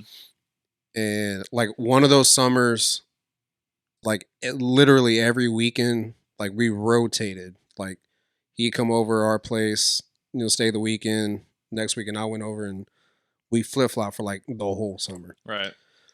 And so I mean we were like that. And so the few family trips we would do, because I mean, God forbid we never went anywhere, Mm-hmm. right? But any trips that we did do, always asking him if he wanted to come, stuff like that. Cool. Well, my brother, my second oldest brother, he was getting married. And he got married in Destin. Okay. And so we were like packing up, and my cousin, he came over. And so we were asking him, like, like, oh, like, you want to come? And so he was all like, he's like, oh, I love to. But, same day I had my birthday party. So we're like, okay, cool. Well, just catch up with you when you get back. So we go to Destin, having, good time. So the day of the wedding comes up. My brother and my sister in law get married on the beach. Real lovely, hot as shit. And so after that, we went eat, and then after we ate, we were gonna try to find another hotel to stay in, and then I think we were just gonna be like at the beach all day or something like that. Okay. Well, we actually wound up in Alabama still looking for a hotel because all the hotels we stopped at, they were either like completely booked or they were just like too expensive. Right. So we were like in Alabama still looking for a hotel. Well, we stopped for it was either my brother or my parents that had to stop and fill up. I was riding with my older brother, the one right above me, and so we stopped at a little convenience store to get gas, and then went in for like snacks and drinks and stuff. And as I was walking out, I saw my mom sitting in the car, and there was just like a look on her face that was just like something's not right, Uh-huh. So I walk up, and then she looked at me and she was like, hey, your cousin was in an accident. Like, instead of finding a hotel, we're just gonna go ahead and go home. So, all right. Did that whole car ride back. Remember just like looking out in the window, looking at the sky. I was all like, I think I was, no, I had just turned 12, and I was like, like asking God, like, God, just let him be okay, blah blah blah. And then my brother, he kept getting calls from my parents with updates as far as like, oh, they're gonna fly him out to, this place, blah blah blah. We were actually like, I think we were probably like 5 minutes from the hospital Mm-hmm. when my parents got the call saying that he passed. Uh, But because I was riding with my brother, I didn't find out until we actually like pulled up in the parking lot. And so we pulled up, and then my parents, they pulled up right behind me and like got out. And my mom, she like comes up to me bawling. I look at my dad bawling. My grandmas, they were, in the back seats mm-hmm. bawling. Like at that point, Yeah. Yeah. And so, I lose my shit. And then we go up to the room where he was and took a look at him, and I was like, had to get out of there. Couldn't deal with it. And but that's actually why we moved to Houston, because they felt like, so like I was a kid that never had ambition, Okay. just like for life, period. Wasn't like I was like a emo kid or, whatever. Like I just didn't have ambition for just anything, Right. And so my parents felt like me staying in Thibodeau, which is like real small town, Right. no real advancement to it, especially with education and all that stuff. Right. It was like they just felt that, Change in environment. a change of scenery, a new fresh start for me was like the best thing. Mm, And like you said, whenever y'all moved here, like you were like, all my friends are there, I was the same way. I was like, I don't want to move to Texas. Like, yeah. and I was like, especially as a kid, I was the type that and still to this day, I'm very easily approachable. You can Right. approach me and have a conversation, but like way more so as a kid, I'm not approaching anybody. Yeah. Like, I'm not approaching. You can Yeah. approach me You're though. you're very approachable, but also I would say very reserved. Oh yeah, for sure. Like, because you're not somebody that is gonna go out, and this is just from my experience with you. So, but you're not somebody that's gonna go out there and just like, hey, just let me tell you about me. Like, No, yeah, no, for you're sure. very much like, That's not who I am. if you want to talk to me, talk to me. But if you don't, cool. Like, we'll just Yeah, look at each other. yeah. We'll just stare and wink, and Yeah. Yeah. no, that's how I've always been. But like, I mean, obviously, now older and stuff, like, I'm a lot more open to like at least approaching or starting a little conversation or whatever, Yeah. making some little comments, icebreakers, whatever. But like as a kid, like literally you had to approach me. Yeah. And so it was like, moving to another state, education is going to be way more advanced. They talk different. Yeah, I was like, I suck at school, so I'm going to like a more advanced school. Yeah. I have no ambition. I don't know anyone. Yeah.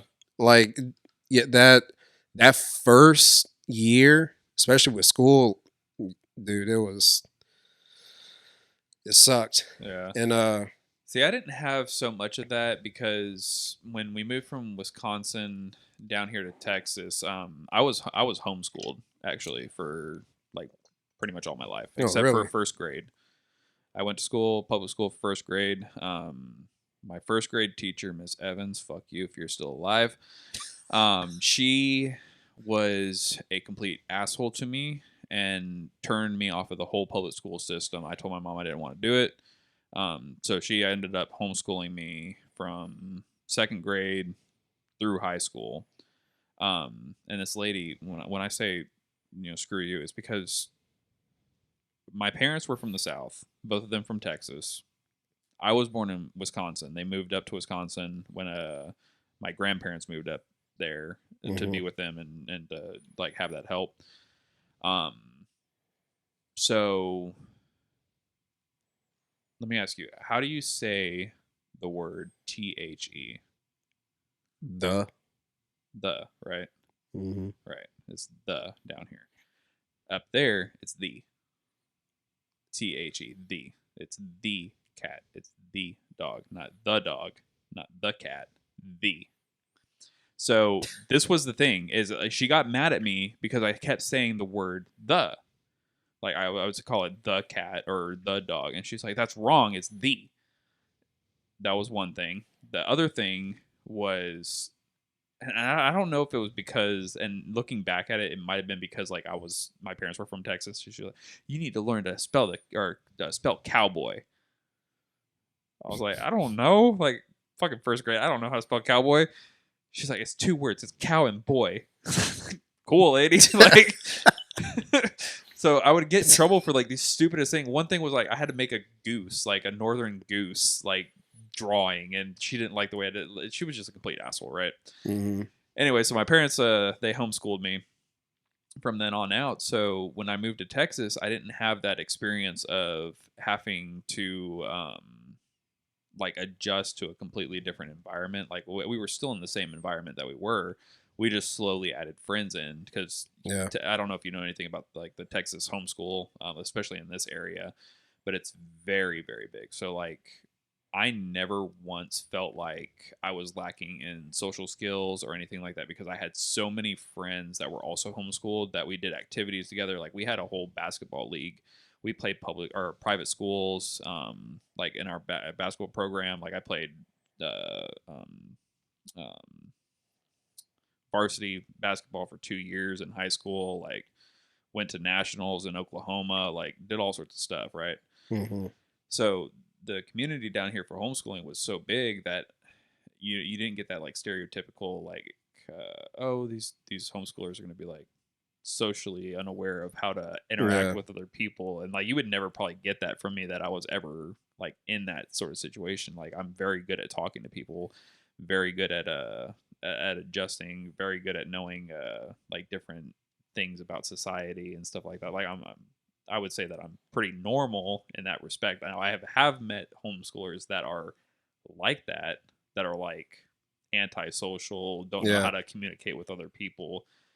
But yeah, so I just never had that experience that you're talking about where it was hard for me to adjust in that respect, because I can see how that would be really hard on a kid, especially at that age, especially like an age where you're starting to get into puberty and stuff is changing already that you can't control, and so having Yeah. another thing on top of that's got to be rough. Yeah. It sucked. Yeah. I actually remember, like, I was so, like you said, and I would say I was antisocial to a certain point, right? Were you antisocial or were you just reclused?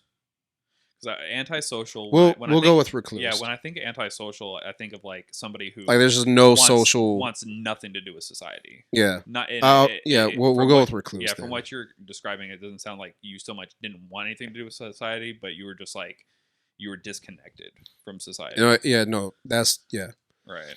That's the more accurate way to describe it. But like that first school year, so we moved like literally Christmas break of 7th grade. So first half of 7th grade was back in Louisiana, all my friends, and then second half of 7th grade, Texas, don't know anyone. Yeah. And like I said, school is way more advanced than where I was from. And so, but I remember probably, I'd say probably like 95% of like that second half of my 7th grade year, like when it came to like lunch break, I would just go into like a bathroom stall, just being there the whole Just time. chill. Yep. Yeah. Because it was like, It's because hard. again, also think of it this way too.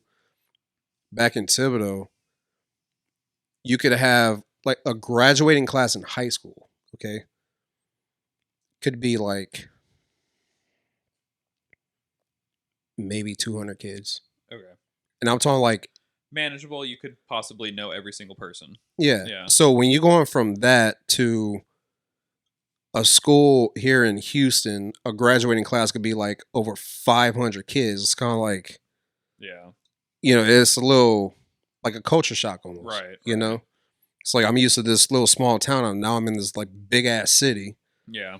You know, and so I already feel a little cocoon in a small town. Now you put in a little cocoon in a giant city. It's kind of like Right.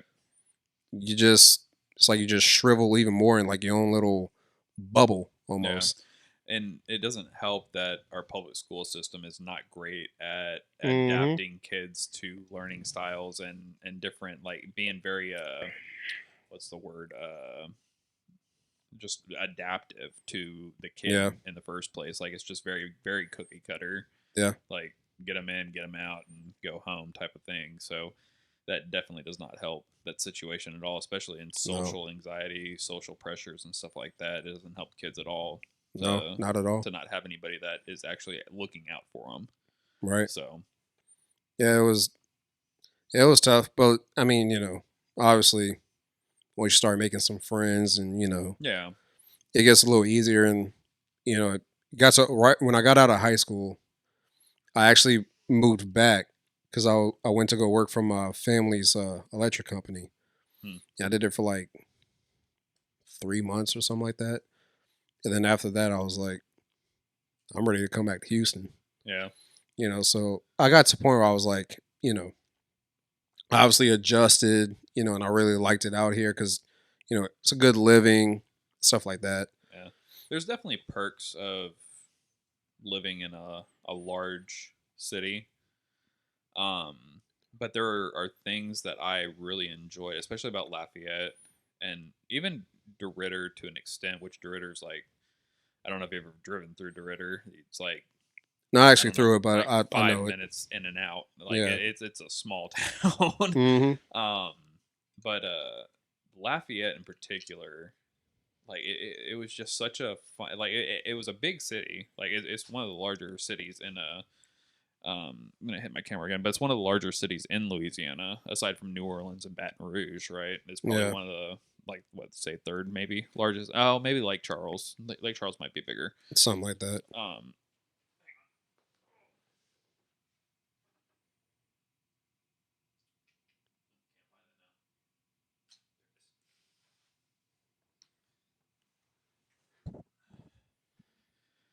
but yeah, so it's a large town that has a very small town feel to it. Yeah. Is what I like about about Lafayette. It never felt like I was living in a like a metropolis kind of town like I do when I'm driving through Houston. Yeah. Like it just felt very small town, but it had everything you would need there. Like Yeah. there was anything you wanted, it was there.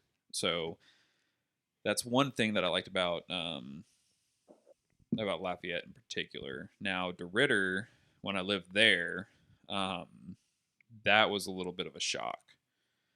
And the only reason that we ended up living in DeRitter was just because of the housing prices and stuff like that. It was just cheaper to Yeah. live an hour away from work because I was working in Lake Charles at the time. So it was easier and cheaper to live in DeRitter, drive to Lake Charles. Um, but there was nothing there. Like it's one of those towns where their biggest store literally is a Walmart. That's it. You had Walmart and you had what is it? Not Piggly Wiggly, but Brookshire Brothers. Mm-hmm. Those were your only two grocery stores. That was it. No Kroger's, no Yeah. Albertsons, no nothing. It was just Walmart and Brookshire Brothers. Yeah. And you didn't want to go to either of those after a certain time at night Oh because no, for sure. that's when the crazies come out. Yeah. The real crazies Yep, too. yep. So, but I did like just it was very quiet there. That's one thing that I enjoyed. Yeah. And at one point, when because we lived in a couple places, couple different houses over there in DeRitter, and one of them was like closer to I would say the city of DeRitter, and then the other one Yeah. was a little bit out in the country, and the country was so nice. I mean, you walk out at night and there was like no light pollution anywhere. Like you look up at the sky and you see everything. Like it was insane and so beautiful out there. Um, right across the street from us was a pasture full of cows. Like Yeah. it was legit. I loved living out there. But Yeah. again, it was just like, okay, we had to move back to Houston. Yeah. It's So funny. My family they still to this day they're keep all like, oh, when you moving back? When you moving back? And it's like I don't have any plans for it. Like yeah, I'm not counting it out. I'm not saying right, I'll never go back, but like I'm just not planning for it right yeah. now. You know, trying Well, to establish a career right yeah, now. it's And hard too with like especially the industry that we're in. Like, there's only so many places. Like, there's a lot of places in the Gulf Coast that we can go to oil refineries and stuff like that.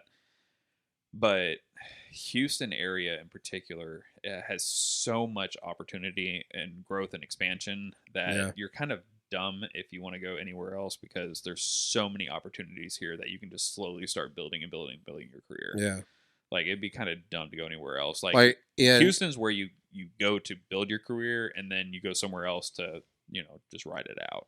yeah, So, and like yeah, for me, like I think Baytown is kind of like the best option. If not Baytown, then Port Arthur. yeah, Port Arthur. But Corpus Christi is starting to come up too, which that wouldn't be so bad. dude, let me tell you, dealing with those mosquitoes and that summer heat in Corpus Christi. It's the same everywhere around the coast. Yeah, for some reason, I just me personally, I feel like it's different down Maybe there. they just like a different type of blood down there, and it just happens to be yours. Like, I don't know, but dude, when we would go down there, have you ever just walk through the woodlands at night in the summertime? Not the Woodlands specifically. Go to the Woodlands and tell me that it's not worse than Corpus Christi. The Woodlands sucks because the thing about the Woodlands, for those people out there that haven't ever been, is that it's a township that is trying to preserve nature and doing a horrible job at it. So they make all these paths through basically just pine trees. They leave the pine needles everywhere. They have ditches that just collect water. So it's like a breeding ground for the largest mosquitoes you've ever seen in your life. And they just come out of the bushes at night and just attack. Like it's insane. And they'll go through and try to spray pesticides. Those mosquitoes drink the pesticides and they just get bigger. It's like, okay, well this is how it is now. So I would say that the Woodlands is worse than anywhere on the Gulf Coast that you'll find. Me personally saying that, try it for yourself. Go walk through the Woodlands at night during the summertime. Well, I'd rather Let me not. know. I mean, you can take some DEET out there, like take DEET 1000 or something, whatever's strongest. I don't even know how DEET is rated, but yeah. Put me in a whole Tyvek suit with a respirator and gloves and a COVID mask. I'm telling you, it's bad. Like we were when we were looking at buying a house, me and my wife kept talking about like, hey, do we want to go like in the Woodlands? And I'm like, I really don't want to be in the Woodlands. One, all the people there are like stuck up and pretentious. Like I know there are some good people in the Woodlands, but like majority of the people that you're gonna see, it's like, oh, my daddy bought me this car, and it's 10,000 or not 10,000, but like $50,000 truck, jacked up rims and stuff like that. I'm like, I have a cousin that lives in the Woodlands. Is he like that? Oh no. No, see, like there are normal people in the Woodlands, right? But when I think the Woodlands, that's what I think. It's like, well, yeah, it's definitely just a bunch of stuck up people that. Yeah, it's definitely going to be a type of area too. That's like, Yeah, you're going to get a lot of stuck up, entitled. Yeah, Which even in the area I'm at right now, I'm just like, I look at our Facebook page. Like we have a community Facebook page. The amount of people that get on there and the amount of Karens that live in this neighborhood, I'm just like, seriously? Like I like to complain. Like I said, I told you. The attack of the Karens. I have fun with it. But these people are like legit like angry all the time. And they're sitting on their Facebook page. I'm like, just do something about it. Like if you want to complain about it, like they'll get on there and they'll be the keyboard warrior and like actually do something about it. Like the latest thing was some lady apparently at our front pool. We have at what they call swim at your own risk right now. So during off seasons where they don't have lifeguards on duty, you can sign a waiver and go swim at the front pool at your own risk. The most recent thing that happened was apparently some lady and like some friends of hers that were out at the pool, and they're all like drinking and doing shots like out of a glass bottle and everything like this. And apparently she took her top off out there, like bare, show the world. She was adjusting her swimsuit, and so trying to get some Mardi Gras beads, right? So she just took off her top, and this lady gets on Facebook and she's just complaining, "Oh, that's disgusting, and why would you do that?" And blah blah blah. I'm like, well, go say something to her. Like, how are you just gonna get on the Facebook page and call her out? Like, go say something. If you don't like it, go say something. Like, there's been times in the neighborhood where I've been out at the park with my kids, especially the babies. And I'm sitting there pushing them on the swing, and these kids come up with airsoft guns, and they're sitting there firing right around the kids with the airsoft guns. I'm like, hey, y'all, knock that off. Like, do you not see that there's babies around here? Like, if you see somebody doing something, just say something. Just don't be a coward about it and go to the keyboard and be like, oh, would this person please not do this? Like, and they do it with those kids playing airsoft guns too. Like they'll get on the Facebook page and they'll be like, I saw kids out there and they were shooting other kids with airsoft guns. I'm like, well, say something to them. Like, you're an adult. Like the kids are gonna like either listen to you or they're gonna go run away. Like one of the other, like they're not gonna stand up and fight you. Like I've never met a 15-year-old that's gonna stand up to a 30-year-old man and be like, hey, I'm gonna fight you. Like it's never happened once. Well, all right, son. Yeah, like, and I know I look so intimidating. Like super intimidating. Yeah, I'm shivering in my boots right now. Probably think that I am better now. For y'all that don't know, his name is Post Malone. Ghost Pepper, Post Malone. I go by many names. Supposedly I'm Diesel now. Yeah, Diesel. I'm all right with What that. was the? It was because you're. What was it? He What? said How did he because say it? sturdy, Reliable, reliable. but a little slow to start, Yeah, but or it something like that. Or takes me a takes you little a bit little to get started. to get started. Yeah. That's what it was. It's like okay, Which that I mean, makes, yeah, I'm all right with that. yeah. To each their own, right? I think it's because it was like I pulled my samples and then dropped them off. Like I made CODs and then I went to lunch because I'm like, well, if I get an early lunch in, Yeah, come back and knock the test dude, out, I have then go days like straight to that. like To- adjustments. Today was one of those days that I was just like, okay, I'm eating at 11. Like I'm not No, waiting. yeah, I'm yeah, not waiting for 12. Like I was just ready to eat lunch and then get the rest of the day knocked out. yeah. So So I get it. I get I it. was just like, dude, I'm just trying to get an early lunch in. That's it. Yeah. Like testing's not going to take that long. Yeah. So, That's funny. but yeah. But So it was definitely. I think we'll go ahead and wrap it up. It looks like it's been about an hour and 40, hour and 30, something like that. So yeah, we wrap it but up. It's a good time. I appreciate you coming on and talking to me a little bit. I hope you had Not a fun. problem. This is I enjoyed it This is a lot. Trace's first ever podcast. Yeah, So, enjoyed it a lot. Yeah, like I said, it's a lot of fun once you start getting into it. You definitely learn a lot about yourself. You learn, and especially I don't know if you'll once I put this out, I don't know if you'll actually go back and like watch yourself. Oh no, I will. But it's really interesting to see like the different things that you do because you don't always think about how you talk, right? You don't Yeah. always think about how you're saying things or like when I was first starting, like if you go back and look at like some of our first videos, like dude, I was like fast. When I would talk and it would just be like almost like a vomit of words coming out. Yeah. And I was like, okay, well, I just need to relax a little bit, slow myself down. So you'll notice things that you. Oh no, do. yeah, I'm definitely gonna notice, but Yeah, and you'll that be was like, fun. okay, I cool, liked it. that'll be interesting. I want to change that, or I really like how I do that. So I definitely recommend going back and watching. Oh no, I will for sure. But yeah, like I said, I appreciate you coming on. It was. I Great appreciate you having me. So we'll see y'all next time. Again, like, share, subscribe. Please share this video. 50% of y'all that are watching the videos right now are not subscribed. So if you're one of those people, hit the subscribe button, hit the like button, leave a comment down below, and we will see y'all on the next episode.